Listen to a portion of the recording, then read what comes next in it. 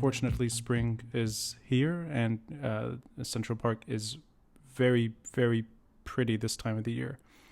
And it's empty to a large degree. Easter weekend was an exception. There were more people, but it was still, it's nothing compared to the way it should be this time of the year. And I say this as somebody who has not spent that much time in New York, but knows what New York should look like this time of the year. I am far more intimate with what Beirut should feel like this time of the year. I had a ticket to be in Beirut over both Easter holidays, Easter weekends.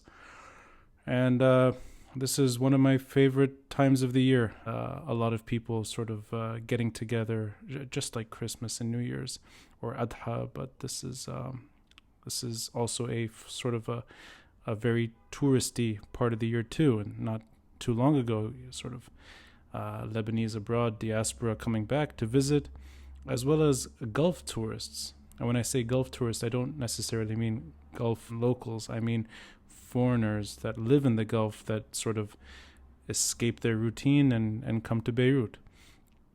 And it's been many years now that I've sort of I had to be in Beirut for Easter because that was a sort of a peak moment for the tour. I guess it would have been 10 years ago, in 2010. It was about a year after I started giving the tour regularly. And back then it was, if not every day, almost every day of the year. Easter, I remember this, April 2010, was the first time I had to seriously reconsider my reservation system, because there was one date, I think over 120 people showed up, and I quickly realized that you can't do this. You need to limit the number of people per tour, and you have to structure it better. And I was an amateur, and I quickly figured out how to cap it and sort of I found the right number of people per tour. It was peak, it was full every date that I offered it, and I was supposed to be there right now. Of course, coronavirus and of course also the aftermath of the months of protests and the security parameters that are now blocking a large part of the itinerary for the tour. It's just impossible to give it right now. All that said, I spent the last few days thinking about Beirut, thinking about also the anniversary. It's been 45 years since the Civil War started. Thinking back to my family and why they left, their determination to return after the war ended, and that long duration of hope and despair. I don't know, this kind of isolation in New York and this ability to reflect perhaps too deeply at times on your own life and all that stuff that you shouldn't think about too much. I've been thinking about too much. To distract myself, I've been listening to music. And when I go to Central Park or wherever I go, I have headphones on. And I'm listening to more and more artists that I didn't fully appreciate because I just never had the time to really sit back and just sort of let my thoughts wander to hours and hours of music. While I was sort of skimming through some music that I downloaded, I saw on social media a musician. His name is Hadi Zeidan. He posted something about wanting a hibernation pill so that he could wake up when all this coronavirus stuff has passed. I've seen him sort of posting these kinds of messages repeatedly, and he released an album just 2 weeks ago in the middle of this pandemic. He also announced a new album set to be released Wednesday on the 15th of April. So he's doing it on his own. And I've been listening to his music. I spent the weekend, actually, this past Easter weekend, listening to his previous 2 records, Taksim Analog and Cosmic Anatomy of Synthesizers. I saw that he was releasing a new record titled Sketches. I saw him online. I figured, he's probably stuck somewhere, detached. I know that he's based in Paris for the most part, and I just sort of messaged him. He's in the countryside. He's stuck with his partner, whether that's a good thing or a bad thing. It's none of my business. I'm sure a lot of couples, their future is being tested at the moment, and I just sent him a message, and I wanted to ask him if he'd be up for talking about his new record, this whole coronavirus social distancing experience we're all going through, and his memories of Beirut and the protests, and how his music reflects on his own intimate, sort of immediate life, and his upbringing in Lebanon, and where he sees things moving.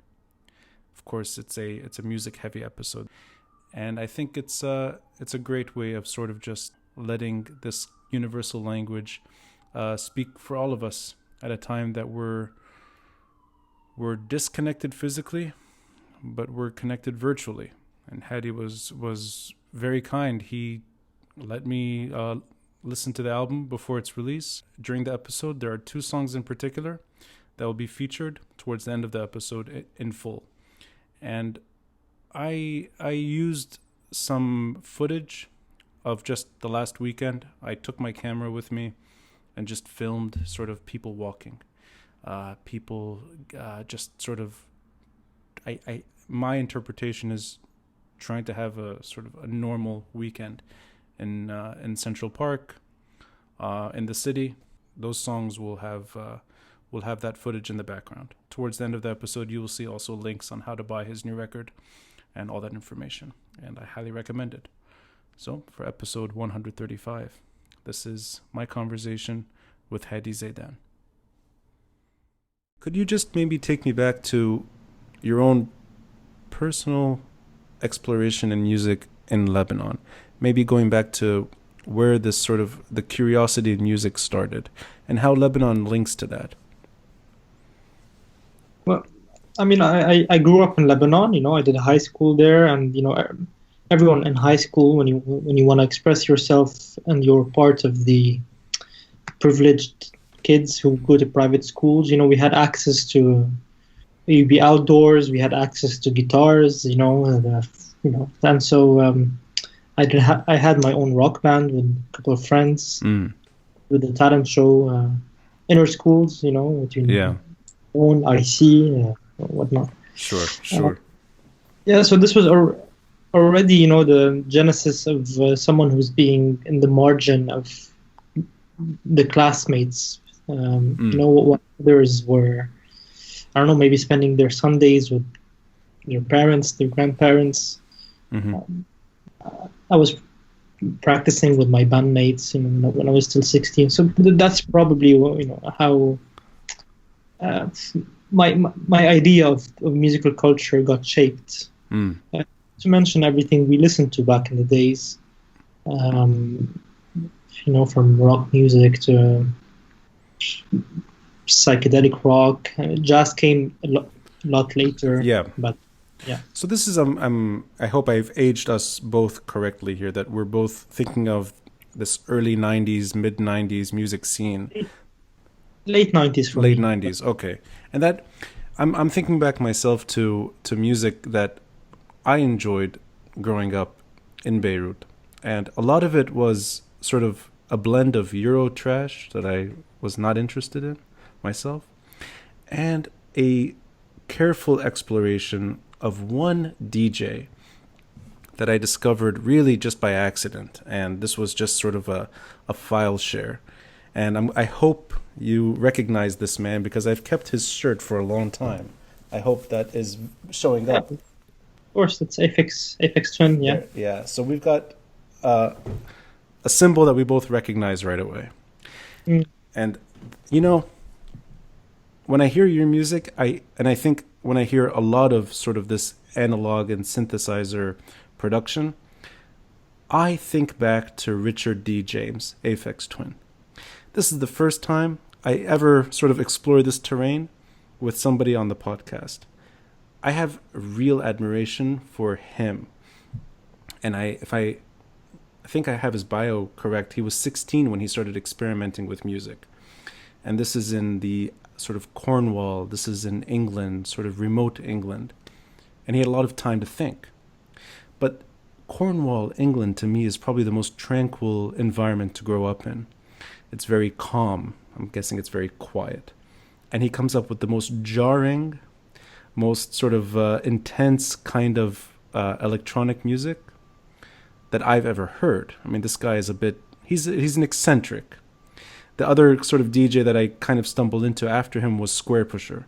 But Square Pusher is probably a blend of jazz and analog and electronic music. Maybe a jazz-like sort of approach to it.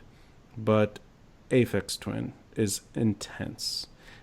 At times he's very sort of melodic and very tranquil and ambient, but other times he's a disaster. But I think of England and I think of Cornwall, and then I think of that in the background. And okay, that's his sort of approach to where he comes from. I think of Beirut as the background that's chaotic and sort of jarring and maybe intense and violent, and it's loud. Your music and other sort of DJs that I've come to appreciate, other producers, other musicians from the Lebanese scene, I think are reacting to the outside world in the opposite way, that the music becomes very emotional. And at times it's sort of it's almost like a soothing, healing step away from the jarring atmosphere we know from the outside. Does any of this resonate with you when you make your music? And I know you're not in Beirut right now, but you grew up there. Is that kind of chaos-like atmosphere influencing the more tranquil music that you make? Yeah, that's quite interesting. And I've always said that geography, inputs how we perceive music, how we perceive sound. But that's only one parameter. Yeah. It's also the records we listen to. It's also this, the noise that surrounds us. So for all you know, Aphex Twin was listening to punk from Manchester. I mean, you don't know what his influences were. So yeah, maybe music production or expressing oneself musically can be a reaction to their surroundings. From my perspective, I left Beirut more than 10 years ago, so I don't. Yeah. Paris is as noisy, but maybe in the back of my head, yes, there is this sort of reaction to the mess. We say in Lebanese, aj'a. Hey. Well, and there's a level of fawda in his music that's not available in his surroundings. And I always, aj'a is the right word. But are you deliberately, is Beirut on your mind when you're making music away from Beirut? Yeah, for a lot of tracks, yes. For a lot of musicians, it was a source of inspiration, a muse. Yeah. It's quite transparent, actually. I name Beirut is almost omnipresent in my work. Yeah. Even my latest EP, Obscure Sounds for Small Clubs, yes, was completely influenced by Beirut's emblematic Luna Park. And it's even the cover of the album, of the vinyl. Yeah. It's colorful, it had some weird noise. So yeah, definitely. And even if I wasn't, I am based in France. I've been keeping a bridge with the Beirut scene for a few years. I go there on average 5 times a year. Oh wow! So you're not disconnected. You're sort of you're up to date with everything that's been happening in at least the last few months, if not the last years. Yeah, definitely. And I've even started this Beirut Electro Parade Yes. Festival, the national, and in which I host 100% local Lebanese acts Yes. uh, internationally. We've been to Australia. I hosted it in Paris a few times. Mark Kutsi was my guest 2 or 3 times. I don't remember. It depends on the projects he's undertaking. And it's usually the current underground scene that I try to portray.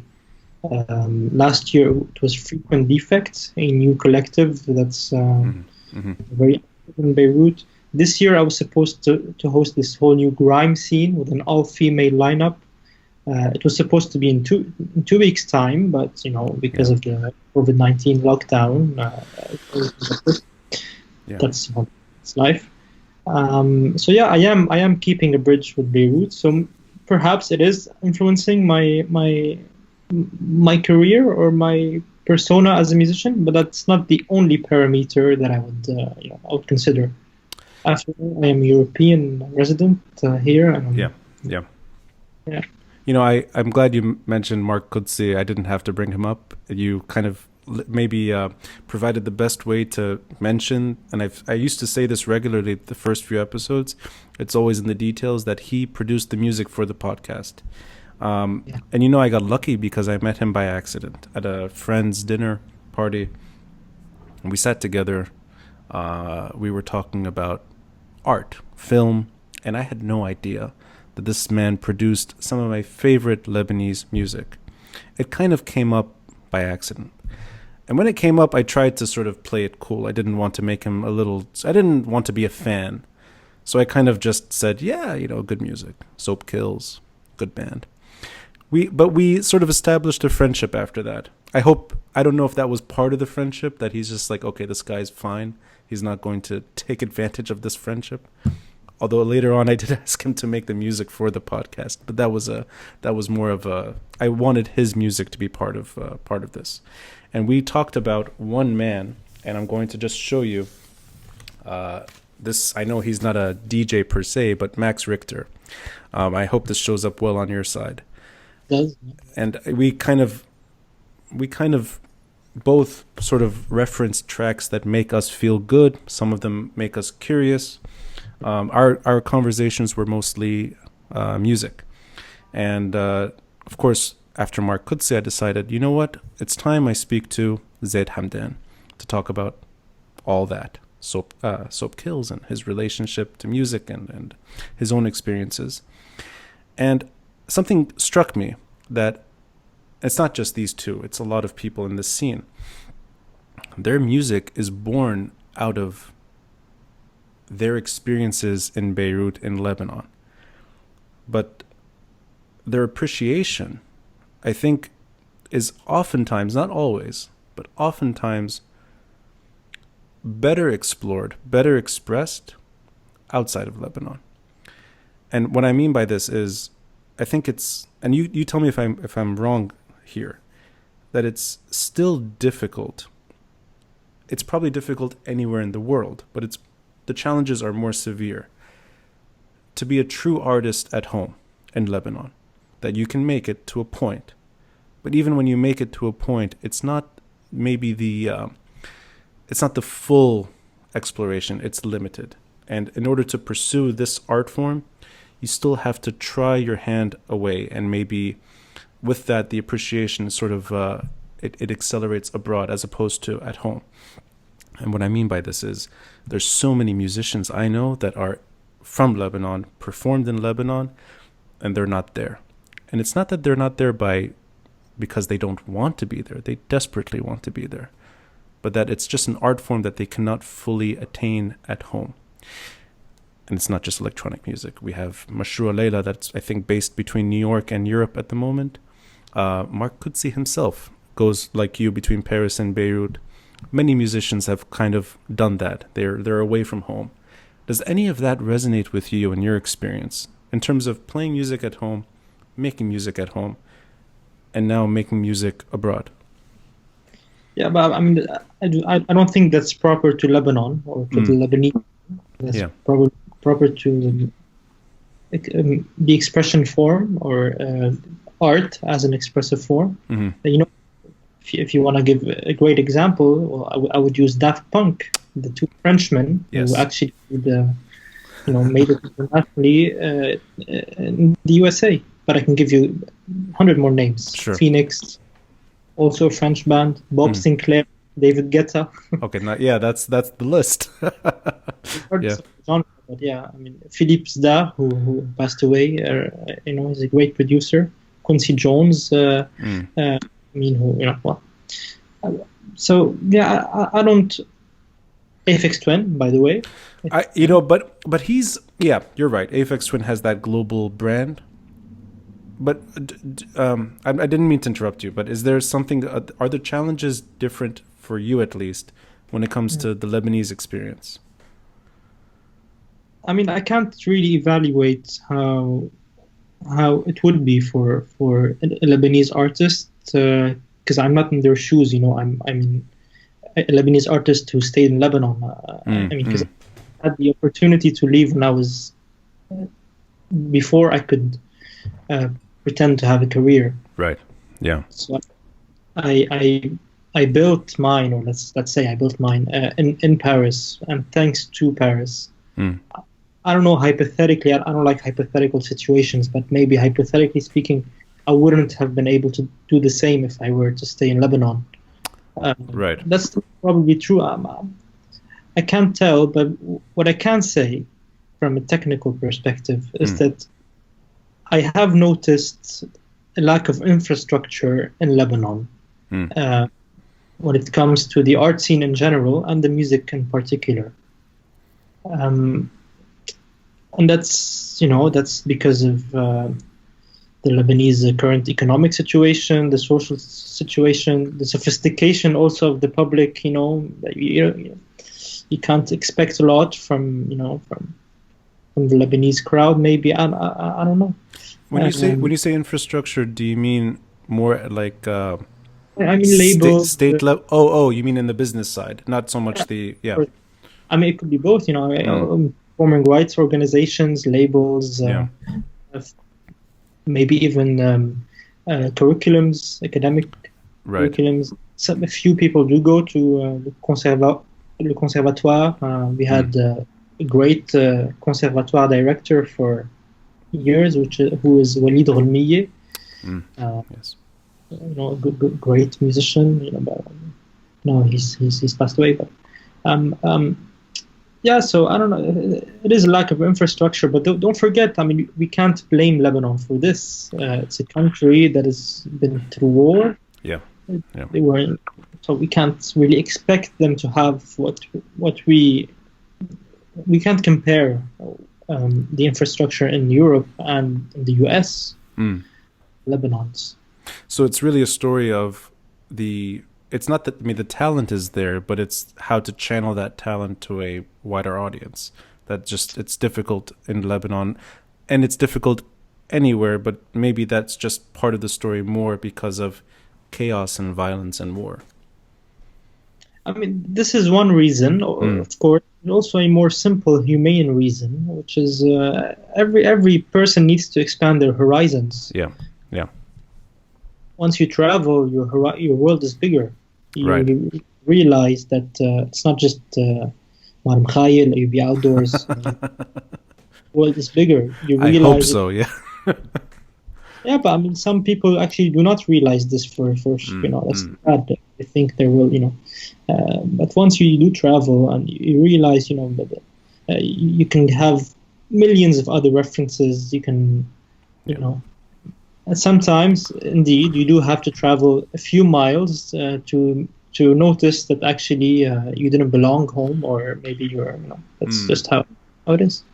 Is it? I mean, I like that you referenced the moment you said Madam Khair will AUB outdoors. I know exactly what you're talking about, and I think a lot of people get their springboard that way. They start there, and some people stay, like you said. But it is a rather vibrant scene for a city. I mean, it's quite impressive that a a fairly small population can produce a lot of talent.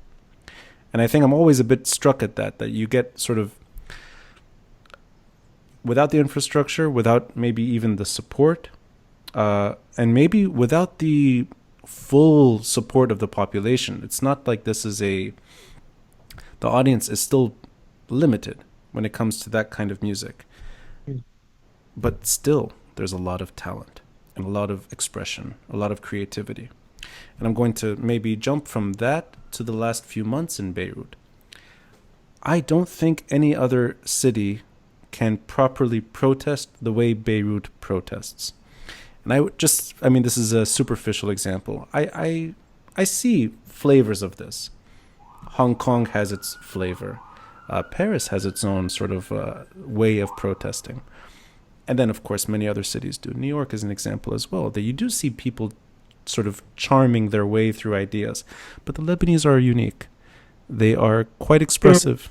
Yes, but it's just the subjective, because you're Lebanese, or you're not? Because if you look at other in Algeria, it was as magical, in Sulaymaniyah in Iraq, the Kurds protested for years. Yeah, it was as magical, and it's as effervescent. You don't think so? I mean, I don't. No. I actually, I agree that yes, they're all magical in their own way, but from my eyes, and you're probably right that this is a very subjective reaction. The rhythm, the chants, the very, very quick ability to turn this from just a demonstration into almost an artist's dream. I'll give you an example. Forget the chants about somebody's mother's private parts. That's not although that is melodic and that is rhythmic, and that is central. That is very central to the protest. Ya Mustafa by Bob Azam. Yeah, Mustafa. Yeah, well, these are... okay, so that's an example. And then you have, out of nowhere, people are just sort of drawing. They're painting. You get Jad al-Khouri, this guy who did Burj al-Hawa on Burj al-Mur. Yes. The egg is out of nowhere becoming like a rainbow-colored egg. I mean, it's... for a small population, for a small scene, it is very big. And I always think about that Beirut is a small little dot on planet Earth, but it's sort of an exaggerated version of something. And I always sense that it's almost like a wanting to be part of something bigger and doing it really well. Because there's, like you said, every country at some point has had some version of this. But my eyes, the Lebanese version is always quick it's almost like it's ready for action. Doesn't take much motivation. The art is there and it's just waiting, and once it's given that channel, it's sort of front and center. You're right. Well, I can't explain this because there probably should be some papers written about this. Right. We'll suck out the fun of it and make it a research dissertation. Maybe one explanation is that the Lebanese people themselves, they are a mixture of a few civilizations. If you grew up in Beirut or not, but when you grew up on the sea and see a horizon next to you in front of you every day, yes, it's big. And when you see airplanes, taking off and landing every day, it makes you notice that the world isn't as small as your city. And so the mindset of people and the youth there, they do dream big. Not to mention, the economic crisis that people are living. So probably they want to foster productivity in their own way. It can be through music. I don't know, but I don't know. It is particular, indeed. We can romanticize about what happened these past months in Lebanon. Yeah, it is tragical, indeed. But I did see it somewhere else. I saw it in Kurdistan, for example, when ISIS was defeated. I was in Kurdistan a few months after with the French Institute. I went to Suleymaniye, the cultural capital of Kurdistan, and it reminded me a lot of Beirut, to be honest. Did you go there for music? You were there to perform? So I did them. We did a workshop there with the Institute and the Institut Français, the French Institute. We were there, and I saw a similar effervescence, that was present in Lebanon in the late 90s, after the Civil War. Right. Just communities gathered. There's, for free space, free raves. That's. I mean, you remember a cosmetic system in Lebanon? It's this collective that did rave in the forest. Of course, yes. Up in the Shuf, they did yeah. There were a couple, and so yeah, there's the same effervescence that there was in Lebanon.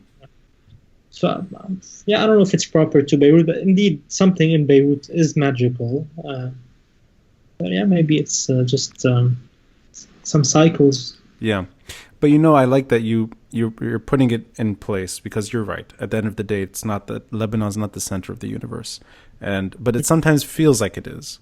And I like that you said something very simple. We all know it.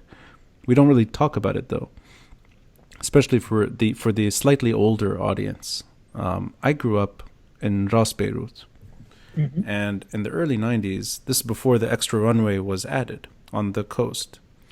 The planes would fly right above Beirut, and very loud and very low altitude.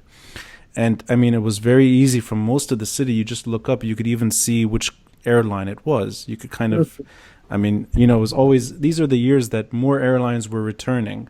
So it's almost like it was fun to see, Lufthansa said yes, and Emirates, British Airways is saying yes. And, it is something that adds to imagination, that you're seeing all these other countries sort of flying in and flying out. And it's very visible. It's not like this is not much effort. You just look up. And I like also you referenced the sea. I mean, it's a very cliche thing. We all know it, but at the same time, it's important, because Lebanon is small. It's not like you can just head west and see more. You're literally stuck by the coast. And I think, that forces maybe a level of creativity that, I'm going to just assume here in Paris, on sort of almost in the middle of the European continent, there's a lot of things to check out. You go a few kilometers in any direction, you have different languages, different experiences, different histories and all that. And you go even further and it changes even more so.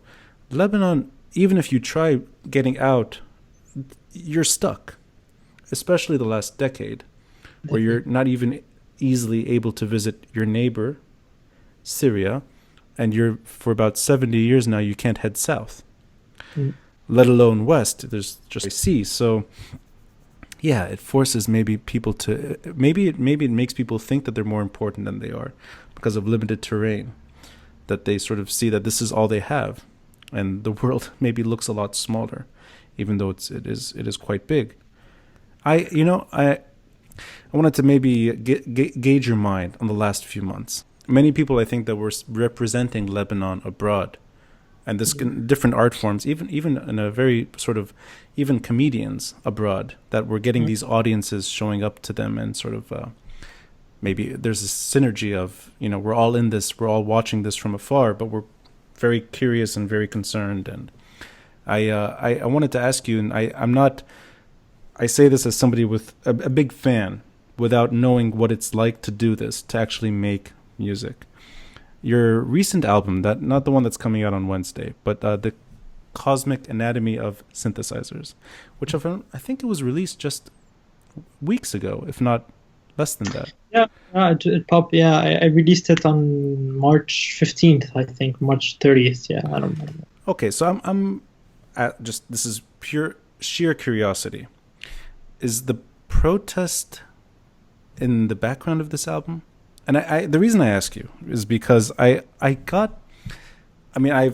new to your music, and I'm enjoying learning your music, and I'm sort of listening to it more and more to kind of, I'm curious about the connection to Lebanon whenever I listen to this.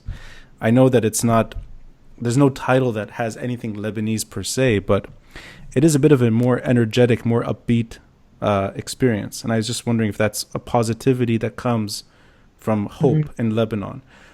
And I ask this only in comparison because the only other album I know that you've released is Taksim Analog. And that is a more sobering, more sort of, more maybe a calmer version of music that I'm maybe... I think it needed a little bit more appreciation. It was less radiant with energy, more sort of cautious and reflective. And am I reading any of this correctly? Yeah, I mean, I don't impose any guidelines or notice. I don't give out notice when I release an album. Okay. Yeah. Maybe, I don't know. I mean, producing Cosmic Anatomy of Synthesizers did coincide after the revolution in Lebanon. I don't think there was any particular link with my aspirations as Lebanese abroad who witnessed the revolutions. Maybe my persona did mature while looking at what's happening in Lebanon. Maybe I don't really know, but there isn't any hidden message, in my music at least. I don't appreciate this particular, I mean, I don't have the capacity even to figure out transparent messages. I just do music as I should in my studio. And for this particular example, Cosmic Anatomy of Synthesizers is just an homage to synthesizers, to analog synthesizers, which I love.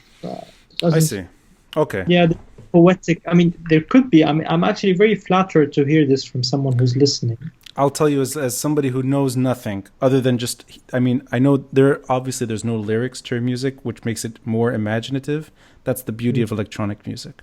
That you don't. There's no obvious. It's really a personal journey, and I agree with you that it would be very weird if you had a manual with the album saying this is what this album represents.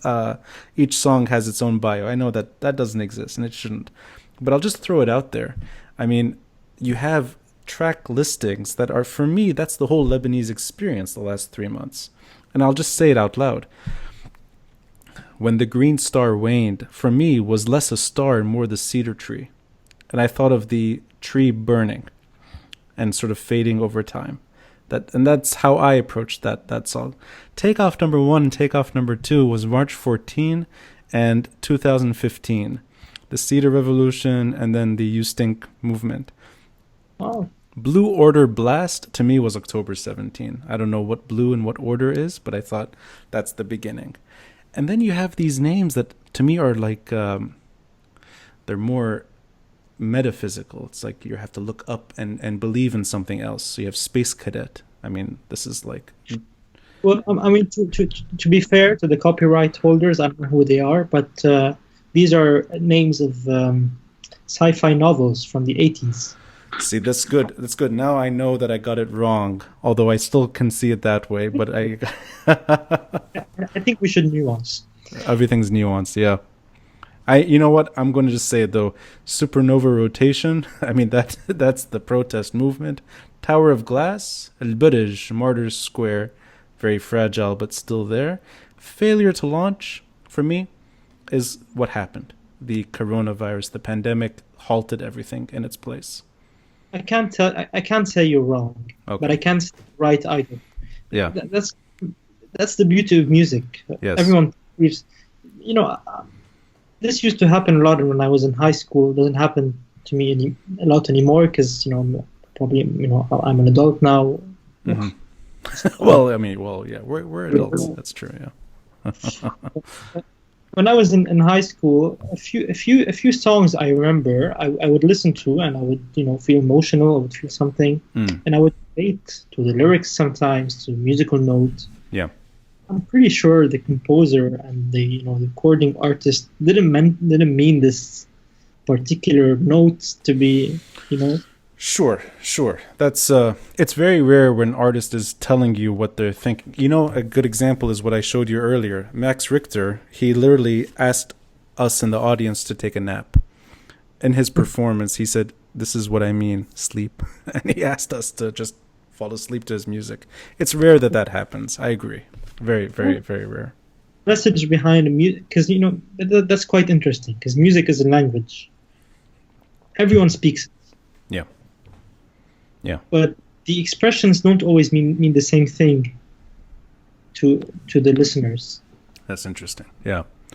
So it's interpretive language to a degree. It's Absolutely. I think, just as art is the same.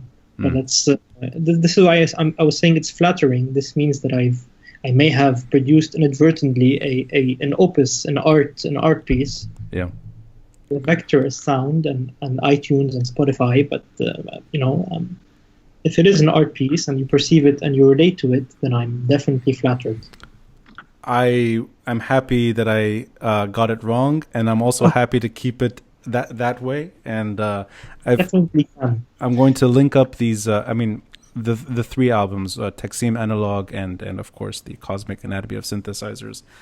Your upcoming release, which is scheduled for Wednesday, titled Sketches.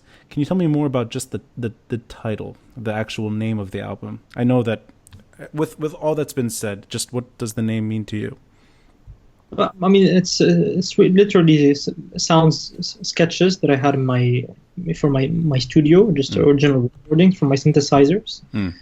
Every day, I have to work as a producer on finding new sounds. Sometimes I work on client projects, and so I have this database, this hard drive full of recordings. I think more than 30 gigabytes of music, and of small recordings, whatnot. Yes. And these past 3 weeks, 4 weeks now, I had a lot of time, and why not use some of these sketches and make an album? And so I did. It's enhanced the title. Is this a sequel at all to the previous record, or is this a standalone? And it's because I ask just because of that sort of quick duration, month to month. Are they meant to be listened together, or are they standalone? Yeah, they're not meant to be listened together. Cosmic Anatomy of Synthesizers was indeed released on March 30th, but it was planned. It's been planned for a few months. I see. Okay.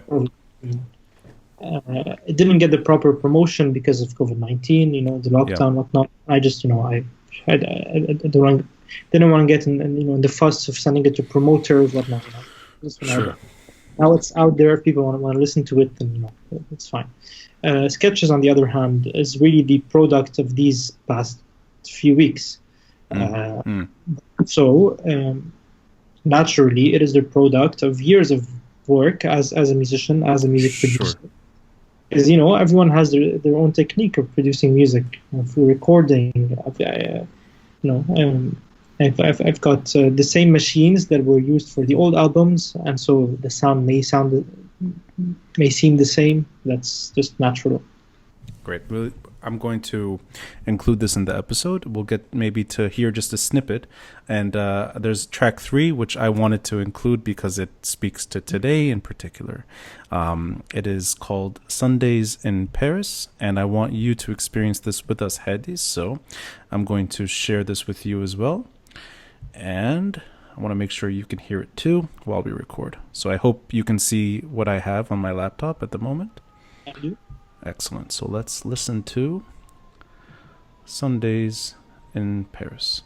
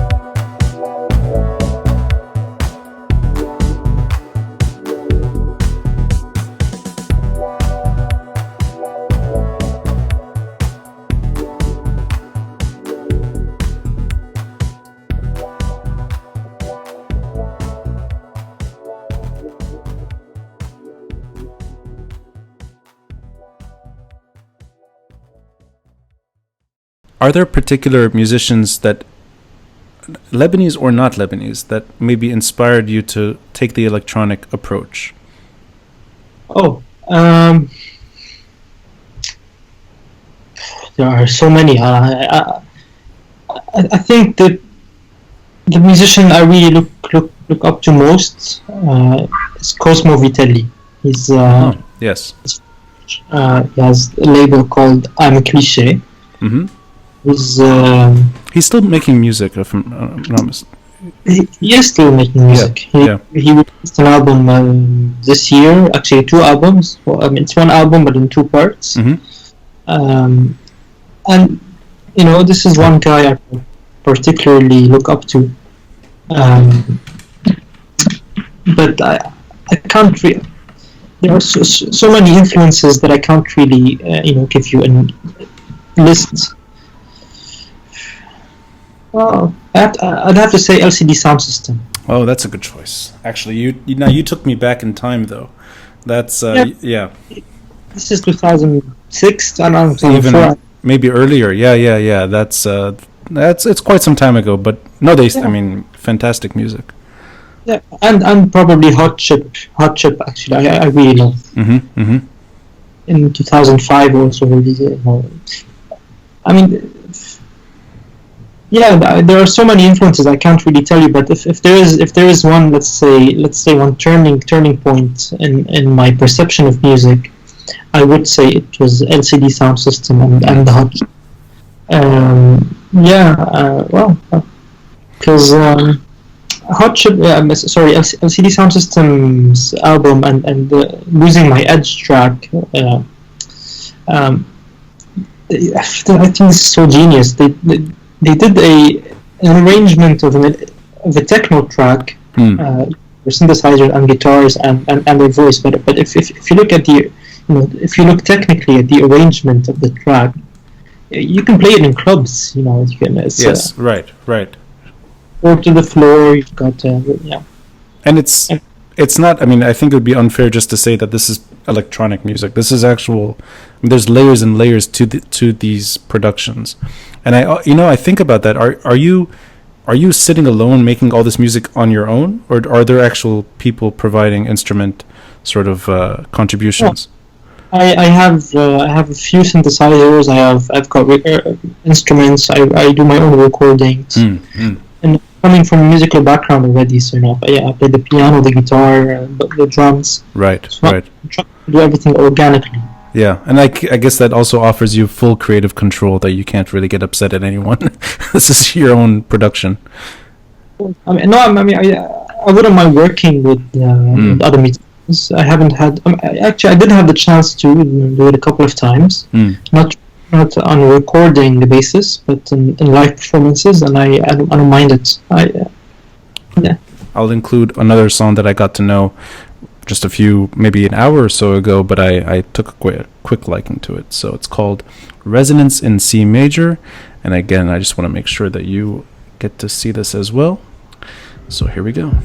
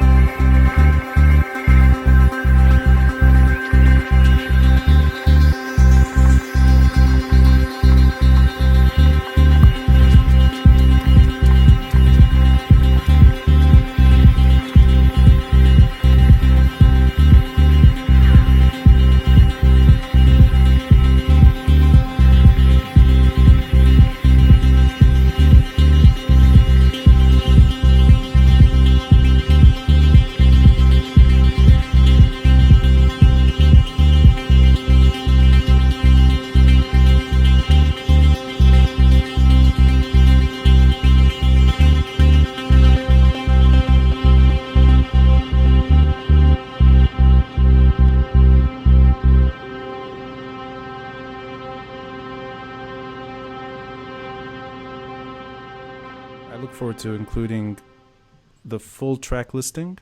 And of course, when it comes out, it'll be available. I know that it'll be available on SoundCloud, but is it just sort of all streaming services? Definitely, it's on all digital platforms. If people would like to buy the album, it would be on my Bandcamp. Excellent. Great platform that I use. I'll include the website that has all that info, and also, of course, the Bandcamp link. And I'll make sure that people see your upcoming tour dates, even though they've been halted like everyone on planet Earth. I hope that they're rescheduled because I'd like to catch you live when I can also leave and travel as well. Yeah, sorry, no, before you end, maybe I recommend a movie. Oh, please, go ahead. And it's actually on Netflix, at least in France. I would recommend The Shawshank Redemption. Oh, Jesus Christ. Beautiful. Yes, I did not expect that one. Yeah, that's a very good choice for the moment. Exactly, yeah. Well, I mean, I shouldn't say anything more about the movie, but I think particularly in these days, I think it's a great, beautiful analogy of hope and hopefulness and how, one should stay positive. Hadi, I'm going to just end it with saying that I sort of joked around with you before we started recording that when you posted on Instagram that we need a hibernation pill and waking up after this all ends. I'm glad you didn't take the pill before this conversation started, so now it's a perfect moment to fall asleep. Thank you for staying awake in Paris time to do this with me. Thank you for agreeing to do this on a very short notice. And I hope we meet in person at some point, and I look forward to seeing your music live. And for anyone listening, please check out the album Sketches. Comes out on Wednesday, and this episode is a dedication to your music and Lebanese artists. So, thank you, Hadi. Thank you.